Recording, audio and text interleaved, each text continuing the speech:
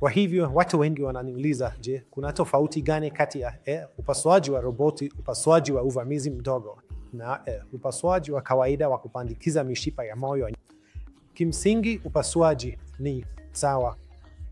Kuna vizuizi katika mishipa ya damu ya moyo na tunapaswa kupata njia ya kuzunguka mishipa ya damu kwa kutumia mishipa mingine ya damu tulio nayo.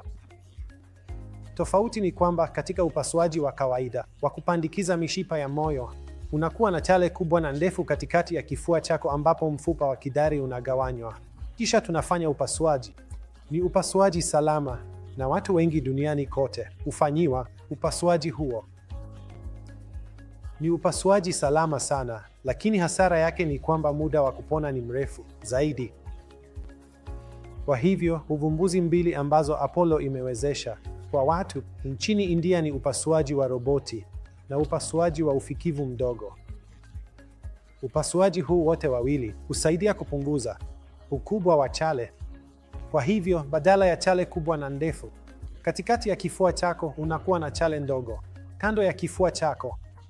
Kwa njia hii, upasuaji bado unabaki kuwa ule ule.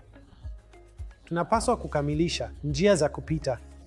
Hata hivyo, ufikivu, jinsi tunavyoingia kwenye kifua chako, hubadilika. Kwa hivyo, kwa chale ndogo, kuna upotevu mdogo wa damu, maumivu kidogo, na kwa hivyo, muda mfupi wa kupona. Kwa hivyo, unapokuwa na muda mfupi wa kupona, unaweza kurudi kufanya mambo unayofurahia haraka zaidi. Kwa hivyo, hatari za upasuaji ni sawa. Upasuaji ni sawa, lakini kupona ni bora zaidi. Sio wagonjwa wote wanaofaa kwa upasuaji wa roboti au upasuaji wa uvamizi mdogo. Kwa hivyo unapaswa kwenda kwa mtaalamu ambaye anaweza kutoa zote mbili, ambaye anaweza kukuambia ikiwa utafaidika na chaguo la ufikivu mdogo au roboti.